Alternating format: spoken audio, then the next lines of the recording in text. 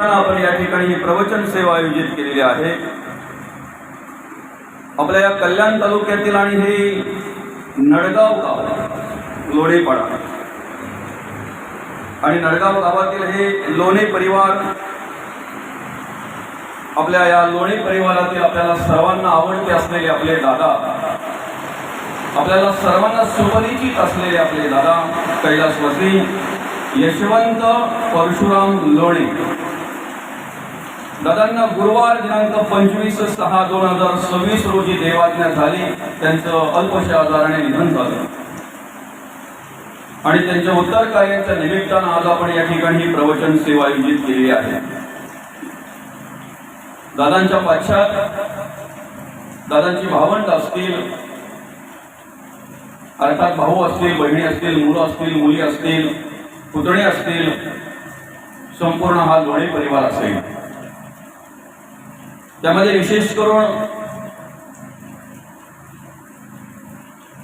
ही भावंड सौ जनाबाई धर्मा गायकर, सौ बेबीबाई बाळू मोरे,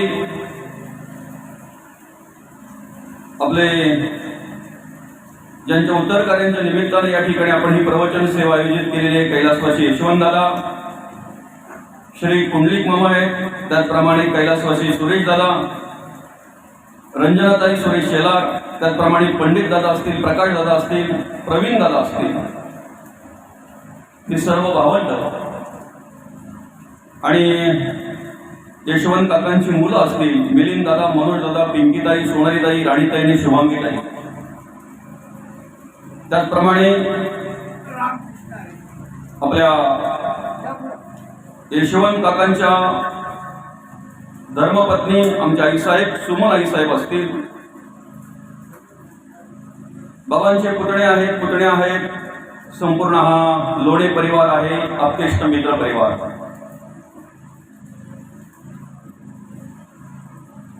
जवळजवळ या 9 भावंडांपैकी सुरेश दादा आपल्याला 2 वर्षापूर्वी सोडून गेले, त्यांचं देहावसन झालं। त्यानंतर या लोणे परिवारावर अजून एक मोठं दुःखद प्रसंग घडला। 27 सप्टेंबर 2025 रोजी आमचा सागर दादा आपल्याला सोडून गेला आणि त्या दुःखातून पुढे हे परिवार सावरतय नाही सावरतय, तर या परिवाराचा आधारस्तंभ मोठा भाऊ यशवंत काका आपल्याला सोडून गेले। खर तर काकांच्या बद्दल जर सांगायचं झालं, या परिसरामध्ये केवळ गावातच नाही तर परिसरामध्ये कुठेही सुखाचा कार्यक्रम असू द्या किंवा दुःखाचा कार्यक्रम असू द्या, त्या ठिकाणी काकांची उपस्थिती असायची आणि विशेष म्हणजे अनेक ठिकाणी त्यांनी सहकार्य करण्याचं काम केलं।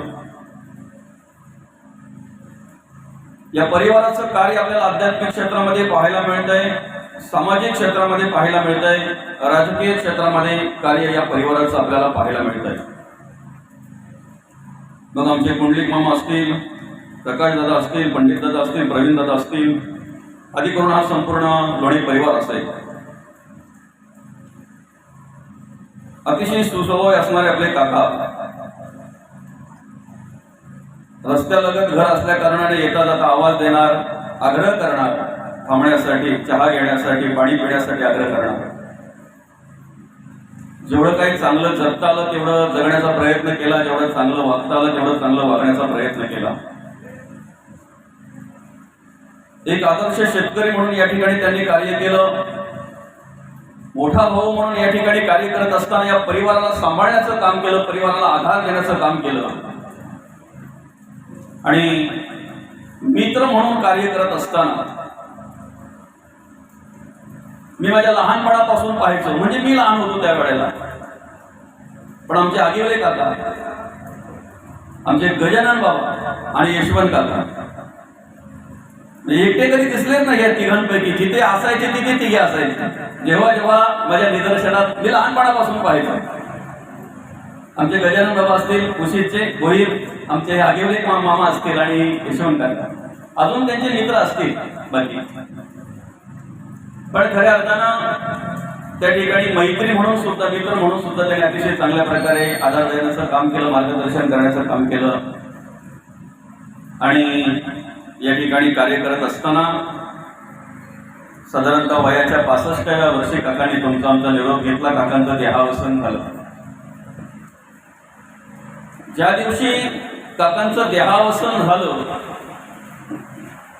त्याच दिवशी आमचे दिनेश दादा आगिवले यांनी संपर्क केला. महेश दादा या ठिकाणी, प्रकाश दादा लोणे हे सुद्धा भेटले आणि मिलिंद सुद्धा भेटला. त्यांनी सांगितलं, महाराज म्हणे आम्ही आज संध्याकाळी बसणार आहेत, पण सध्या तरी 7 तारीख घेऊ नका कोणाची. आणि या ठिकाणी लगेचच संपर्क केल्यामुळे खऱ्या अर्थानं हा सेवा करण्याचा योग आला आणि सेवेच्या योगाने तुमचं सगळ्यांचं दर्शन होतंय. सर्वांच्या चरणी नतमस्तक होतो. आपल्या आयुष्यामध्ये अनेक काळ येत असतो, अनेक वेगवेगळ्या प्रकारच्या वेळा येत असतात प्रत्येकाच्या आयुष्यामध्ये. काही सुखाच्या असतात तर काही दुःखाच्या असतात. आम्हाला सर्वांना अपेक्षा आहे सुखाची. दुःख यावं असं कोणालाही वाटत नाही. आम्ही जेव्हा जेव्हा देवाकडे प्रार्थना करतो, जेव्हा जेव्हा अशा अपेक्षा करत असतो, तेव्हा तेव्हा आम्ही सुखाचीच अपेक्षा करत असतो, सुखासाठीच प्रार्थना करत असतो. पण ज्या दुःखाची अपेक्षा नाही ते दुःख सुद्धा आम्हाला स्पर्श केल्याशिवाय राहत नाही, ते आमच्या जीवनामध्ये, आमच्या आयुष्यामध्ये आल्याशिवाय राहत नाही. माणसाचं जीवन कसं असावं, कशा प्रकारे आम्ही जगावं, कशा प्रकारे वागावं, याचा अभ्यास जर आम्हाला करायचा असेल, याचा विचार जर आम्हाला करायचा असेल, तर आम्ही संतांचा विचार करून आमच्या जीवनाचं मार्गक्रमण केलं पाहिजे. आम्ही संतांचा आदर्श घेऊन, संतांचा विचार करून आमच्या जीवनाचं मार्गक्रमण आम्ही केलं पाहिजे. बरं का, माणूस दुःखी तेव्हा होतो जेव्हा नको ते विचार डोक्यामध्ये घेतो, तेव्हा माणूस दुःखी होत असतो. माऊली, दुर्दैव एवढंच आहे, आमच्या हातात मोबाईल आहे, आम्ही रोज मोबाईल वापरतोय. रोज म्हणजे काहींना मोबाईल हातात घेतल्याशिवाय झोप येत नाही आणि काहींना डोळे उघडल्याबरोबर मोबाईल हातात घेतल्याशिवाय पुढचं काही काम करायची शक्ती येत नाही. म्हणजे एवढी सवय आम्हाला त्या मोबाईलची लागलेली आहे. असो, तुम्ही जर चांगल्या कामासाठी त्याचा वापर करत असाल, चांगल्या गोष्टींसाठी जर तुम्ही घेत असाल तर चांगलं आहे. पण एक विचार केला पाहिजे की तो मोबाईल सुद्धा कधीतरी हँग होतो. काय हँग होतो ना मोबाईल, म्हणजे आपण ऑपरेट करायला गेलो की जे आवश्यक आहे ते लगेच मिळत नाही, थोडा वेट करावा लागतो, थांबावा लागतो थोडा. मग असा मोबाईल जर आमचा हँग व्हायला लागला तर आम्ही काय करतो माहितीये का, अनावश्यक असलेल्या व्हिडिओ डिलीट मारून टाकतो, अनावश्यक असलेले फोटो डिलीट मारून टाकतो, अनावश्यक असलेले मेसेज आम्ही डिलीट मारून टाकतो. आणि एकदा काय अनावश्यक असलेलं काढून टाकलं की मोबाईल हाताळायला मजा वाटत असते, हँग होत नाही. माणूस सुद्धा तेव्हाच हँग होतो जेव्हा आवश्यक नसलेल्या गोष्टी डोक्यात ठेवतो तेव्हा. काय कधीतरी माणसाचं डोकं हँग होतंय बघा, आणि माणसाचं डोकं हँग झालं की माणूस हँग होतो. तो मला असा बोलला, तो माझ्याविषयी असा बोलला, तो बोललाच कसा, त्याने माझ्याविषयी असं सांगितलं का, तो माझ्याबद्दल असा बोलला का, आहे का काही उपयोग ह्या गोष्टींचा?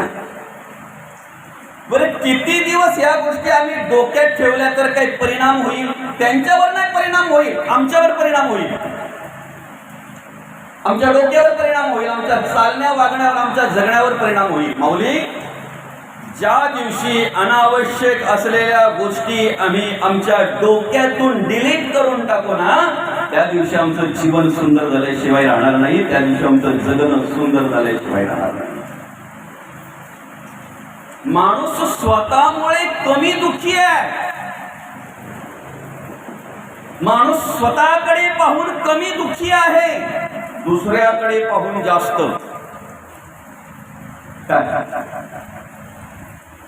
शोधा आपलं दुःख. त्यालाच काय एवढं दिलं देवाने, त्याच्याकडेच कसं काय एवढं, मला का नाही. बरं का, काही माणसं तर समाजामध्ये अशी भेटतात, देवाला प्रार्थना करतात, देवा आमची प्रगती नाही झाली तरी चालेल पण त्यांची पण होता कामा नये. मौली, एक जगाचं सूत्र आहे, तुम्ही जे जगाला देताय ना ते जग तुम्हाला परत करत असते. ज्या दृष्टीने तुम्ही जगाकडे पाहताय ना त्याच दृष्टीने जग तुमच्याकडे पाहत असते.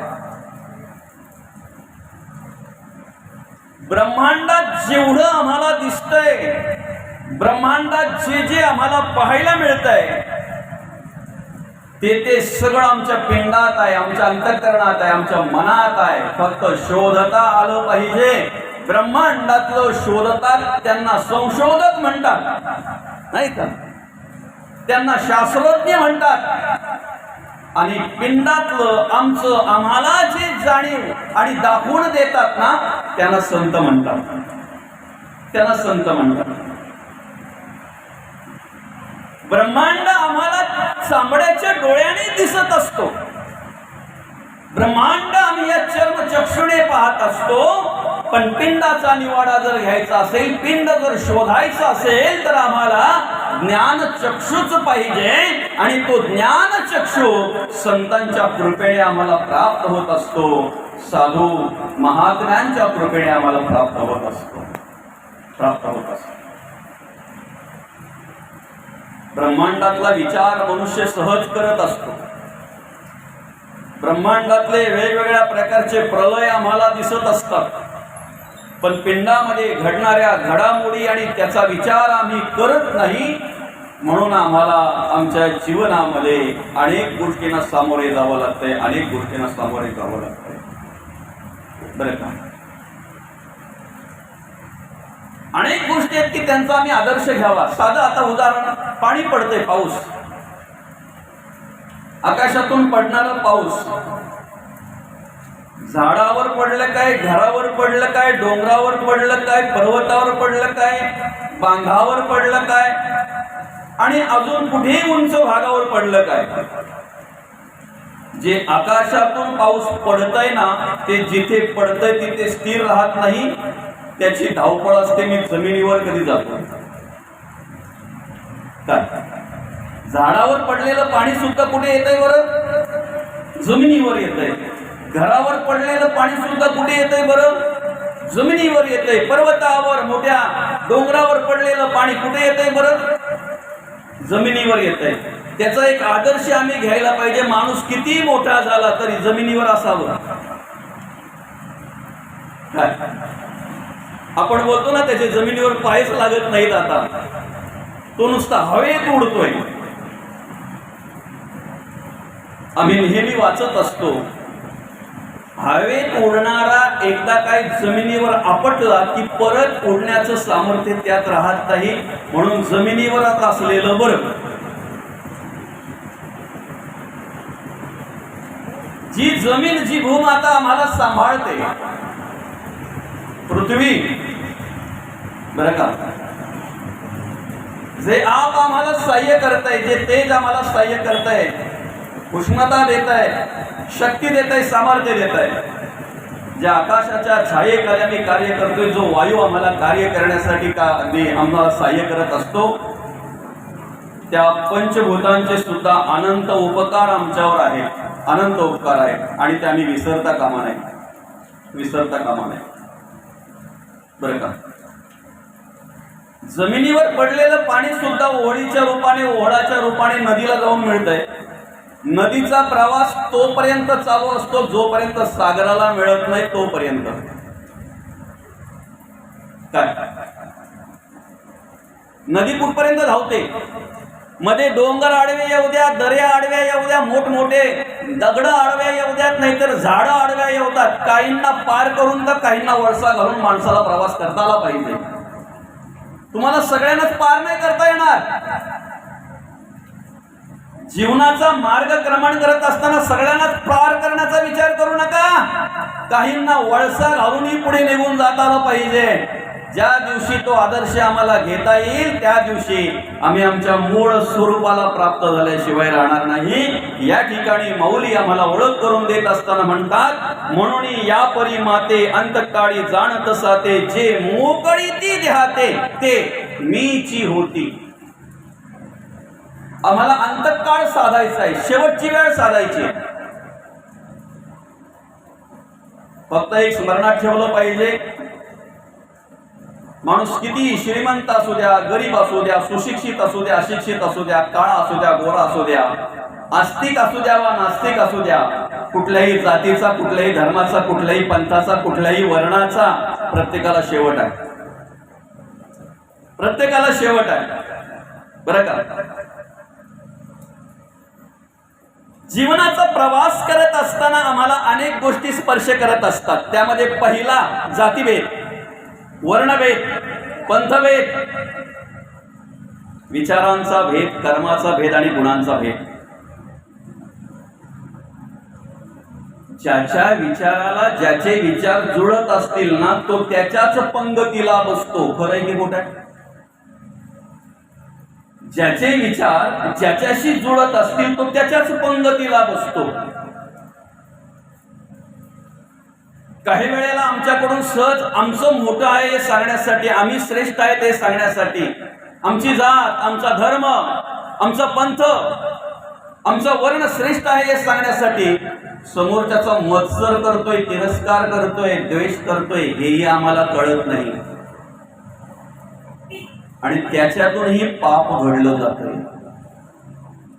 त्याच्यातूनही पाप घडलं जातंय. मौली ह्या जीवनाच्या प्रवासामध्ये आपल्या रांगा वेगवेगळ्या असतील, कदाचित जातीच्या, धर्माच्या, पंथाच्या, वर्णाच्या, पण मुख्य ज्या रांगेमध्ये आपण सगळे उभे आहेत ना, बरं का, नडगाववाले, दानगाववाले, बळेगाववाले, उशीदवाले सगळे एकाच रांगेत उभे आहेत. बरं का? सगळे ज्या एकाच रांगेमध्ये आपण सगळे उभे आहोत ना, त्या रांगेमध्ये जात विचारली जात नाही, धर्म विचारला जात नाही, पंथ विचारला जात नाही, वर्ण विचारला जात नाही. ती रांग आपली सर्वांची तिथे संपते. शेवटच्या वेळेला मृत्यू असतो. मृत्यूच्या ठिकाणी ती रांग संपली जाते. त्या मृत्यूच्या रांगेमध्ये आपण सगळे उभे आहोत. मला सांगा, मृत्यूच्या रांगेमध्ये तुमची जात विचारली जाते का? चला, आता ज्येष्ठ महिना निघालेला आहे, अमुकच जातीची माणसं न्यायची, आषाढामध्ये अमुकच धर्माची माणसं न्यायची, श्रावणामध्ये अमुकच वर्णाची माणसं न्यायची नाही.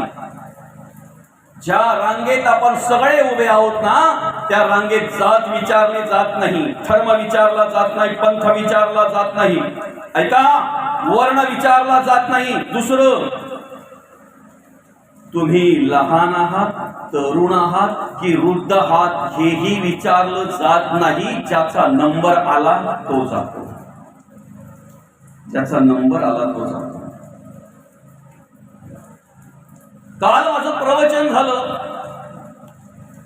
पुण्याला, लवला ठोडा. खूप पाऊस होता, गेलो. 70 वर्षाचे बाबा, त्या काकांच्या उत्तरकर्यांच्या निमित्तानं प्रवचन होतं. त्या काकांची 90 वर्षाची आई घरात आहे. ऐकताय ना? ज्यांच्या उत्तरकर्यांच्या निमित्तानं प्रवचन होतं ना, त्या काकांची 90 वर्षाची आई घरात आहे. काकांना 70व्या वर्षी एक दीर्घ आजार झाला आणि त्या आजाराने त्यांचं देहावसन झालं. त्यांनी जगाचा निरोप घेतला. मला सांगा, आई आई असते ना. आमचं सगळ्यांचं प्रेम आटलं जातंय, थांबलं जातंय, कमी झालं जातंय. अप्रेम कमी होते म्हणून तर भांड्याला भांडी लागतात ना. भांड्याला भांडी तेव्हा लागतात जेव्हा प्रेम कमी होत आहे. आईचं प्रेम कधीही कमी होत नाही. आईच्या प्रेमाचा झरा कधीच संपत नाही. जेव्हा ते काका आजारी होते आणि शेवटच्या घटका मोजत होते तेव्हा त्या आईने देवाला प्रार्थना केली नसेल का, हे देवा, अरे माझं काय व्हायचंय आता, माझ्या समोर, माझ्या डोळ्यासमोर तू माझ्या मुलाला नेतोय. देवा, तुझी एखादी जागा जर रिकामीच झाली आहे आणि ती रिकामी जागा जर तुला भरायचीच आहे देवा, तर मला घेऊन जा ना. पण पुन्हा एकदा सांगतो, ज्या रांगेत आपण उभे आहेत ना, त्या रांगेमध्ये विचारलं जात नाही तुम्ही लहान आहात, तरुण आहात, वृद्ध आहात की वयस्कर आहात, नाही विचारलं जात. मौली, ज्याला मृत्यू आला त्याला जाणत जाणार. जीवनाच्या वाटेवर प्रवास करत असताना आम्हाला जे भगवंताने आयुष्य दिलेलं आहे, मला सांगा, आयुष्य कुठे विकत मिळणार आहे का? मिळेल का आयुष्य विकत? मुलीच्या लग्नाची धावपळ आहे. आता मुलीचं लग्न म्हटल्यानंतर वडिलांची काय आणि किती धावपळ असते ते आपल्याला माहिती आहे. महिनाभरापासून जवळजवळ जिथून जमलं तिथून धावपळ. सगळ्या गोष्टी पाहायला लागतात त्या वडिलांना. आम्ही फक्त घरात बसून त्यांना ऑर्डर सोडत असतो, असं झालं पाहिजे बरं का. बाई सांगत असते हे आणायचंय बरं का, मुलं सांगत असतात बाबा असं पण करायचंय बरं का, हे पण करायचं, हे पण आणायचंय, हा त्यांना पण सांगायचंय बरं का. अनेकांचं ऐकून घ्यावं आणि मग त्याने घराच्या बाहेर पडावं त्या बाबाने.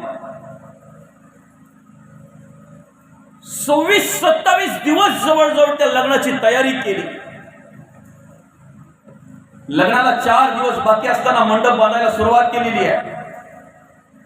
काही पाहुणे सुद्धा यायला सुरुवात झालेली आहे. आणि त्या मुलीच्या उठण्याच्या दिवशी त्या वडिलांना हृदयविकाराचा झटका आला आणि उठण्याच्या दिवशीच मुलीच्या त्या बापाचं देहावसन झालं. जेव्हा त्याला कळलं असेल, समजलं असेल, तेव्हा देवाला विनंती केली नसेल का, देवा, हे देवा, आणि फक्त 5 दिवस दे ना देवा, मला 5 दिवस. एकदा मृत्यू आला ना मौली की 5 दिवस नाही, शेवटचे 5 सेकंद सुद्धा तुम्हाला वाढवून मिळणार नाही. करोडो रुपये जरी ओतले, कबूल केले तरी सुद्धा. काही सांगा त्याला, थांब जरा, नाही जमणार, आला घेऊन जाणार म्हणजे जाणार. या आयुष्यामध्ये आम्हाला अनेक दिवस मिळत असतात, अनेक तास मिळत असतात, अनेक मिनिटं मिळत असतात. आम्ही आमचं आयुष्य मोजताना वर्षाने मोजतोय. किती वर्षाचा आहे, किती महिन्याचा आहे बोलतात का? आता आपल्याला विचारताना कोणी बोललं का किती महिन्याचे आहात तुम्ही? वर्षाने आयुष्य मोजतोय आम्ही. आणि अनेक गोष्टींचा या ठिकाणी विचार करताना आम्ही वर्षाचा विचार करत असतो. याला ना अमुक अमुक वर्ष झाली बरं का. हो, काही लोक अभिमानाने सांगतात मी माळकरी होऊन अमुक अमुक वर्ष झाली बरं का. असू दे, हरकत नाही, सांगितलं पाहिजे, स्वाभिमानाची गोष्ट येते, एका लपून ठेवायची. पण महत्वाचा विषय काय माहितीये का, या सगळ्या गोष्टी सांगत असताना आम्ही वर्षाचा विचार करतोय. जगद्गुरु तुकोबा आम्हाला क्षणाचा विचार सांगतात. कशाचा? क्षणाचा. मौली हरिपाठामध्ये आम्हाला वर्षाचा विचार सांगत नाही, क्षणाचा विचार सांगताय. क्षणभर, प्रत्येक क्षण ना क्षण देवाची द्वारी उभा क्षणभरी. उभा क्षण म्हणजे क्षण ना क्षण, प्रत्येक क्षण. उभा क्षण भरी तेणे मुक्ती चारही साधी गेल्या. जो क्षण ना क्षण देवाचं नामस्मरण करतोय, जो क्षण ना क्षण भगवंताचं स्तवन करतोय, जो क्षण ना क्षण धर्माचरण करतोय, नीतीने जगतोय, नीतीने वागतोय, चारही मुक्ती साधयेल्या. सलौकता, समीपता, स्वरूपता आणि सायुज्यता, चारही मुक्ती साधयेल्या. जगद्गुरु तुकोबा तोच विचार आम्हाला सांगत असताना म्हणतात, क्षण क्षणा हाची करावा विचार, करावया पार भवसिंधू, नासिवंत देह जाणार सकळ, आयुष्य खातो काळ सावधान. क्षण क्षण आम्ही हाच विचार करायला पाहिजे. मला तरायचंय, मला माझा उद्धार करून घ्यायचाय, मला माझ्या जीवनाचं सार्थक करून घ्यायचंय. आजचा जो दिवस मला भगवंताने दिलाय ना, हा दिवस मला सार्थकी लावायचा आहे, कारण उद्याचा दिवस मला मिळेलच याची गॅरंटी नाही. आताचा मिळालेला क्षण माझा आहे, आताचा मिळालेला क्षण माझा आहे. उद्याचा दिवस, उद्याचा क्षण, नंतरची वेळ माझी असेलच असं सांगू शकत नाही, सांगू शकत नाही. तरण्यासाठी प्रयत्न केला पाहिजे, हित साधण्यासाठी प्रयत्न केला पाहिजे. आमच्या जीवनाचं आम्ही सार्थक करण्यासाठी आम्ही प्रयत्न केला पाहिजे. मुली जीवनाचं सार्थक करण्यासाठी आम्ही प्रयत्न केला पाहिजे. बरं का, अनहिताचं कार्य माणसाकडून सहज होत असतंय. वाईट कृत्य करायला, वाईट कर्म करायला माणसाला काहीही करावं लागत नाही. चांगलं वागायचं असेल, चांगलं जगायचं असेल तर त्यासाठी प्रयत्न करावे लागतात. डोळे वाईट सहज पाहत असतात ना,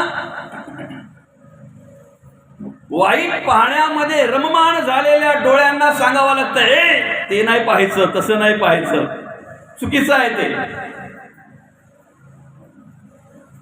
प्रसंगानुसार एखाद्या वेळी माणसाच्या मुखातून वाईट सहज निघून जातंय, सहज निघून जातंय, नंतर पश्चाताप करतो, माझ्या मुखातून असं निघलंच कसं, माझ्या तोंडातून असं निघलंच कसं.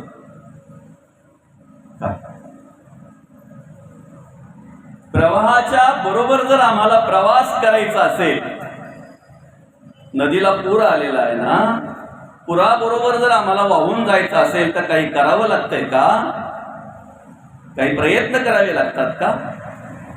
पण प्रवाहाच्या विरुद्ध दिशेने जर आम्हाला जायचं असेल तर स्वतः हातपाय हलवले पाहिजेत, आम्ही स्वतः प्रयत्न केला पाहिजे.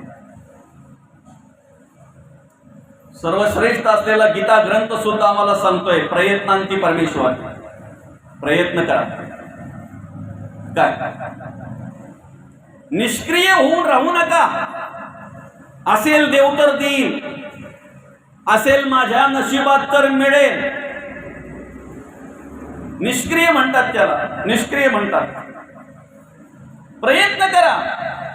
मला देवाचं नामस्मरण करायचंय, मला देवाचं भजन करायचंय, मला स्तवन करायचंय, मला सतत सतत सतत सतत धर्मकार्य करायचंय, देवपूजा करायची, देवकार्य करायचंय, मला प्रयत्न करा. प्रयत्न केल्यानंतर सहज कार्य घडतंय, सहज होतंय ते. आम्हाला जर ऊर्ध्वगतीला जायचं आहे, दमछाक लागणार आहे, मोठमोठ्या लाटा आडव्या येणार आहेत, काही भोवरेही आम्हाला पार करावे लागणार आहेत. आणि ऐका, एक वेळ त्या नदीतले जलचर परवडले, आयुष्यात तुमच्या आमच्या संसाररूपी भवसागरामध्ये निर्माण केलेले जलचर नाहीत परवडले. माऊली, पट्टीचा पोहणारा जर असेल तर चांगल्या प्रकारचा भोवराही पार करू शकतो, पण या संसाररूपी भवसागरामध्ये असे काही भोवरे आहेत की त्या भोवऱ्यांमध्ये सापडला, आयुष्य बर्बाद होतंय, उद्ध्वस्त होतो माणूस, पण त्या भोवऱ्यातून निघत नाही, नाही निघत. एक एक भोवरा असा आहे बरं का. त्या भोवऱ्यातून जर निघायचं असेल ना, संतांचं मार्गदर्शन पाहिजे, संतांना शरण गेलं पाहिजे. संतांना शरण जाताना आपला अभ्यास बाजूला ठेवा, आपलं पांडित्य बाजूला ठेवा, आपला अहंकार बाजूला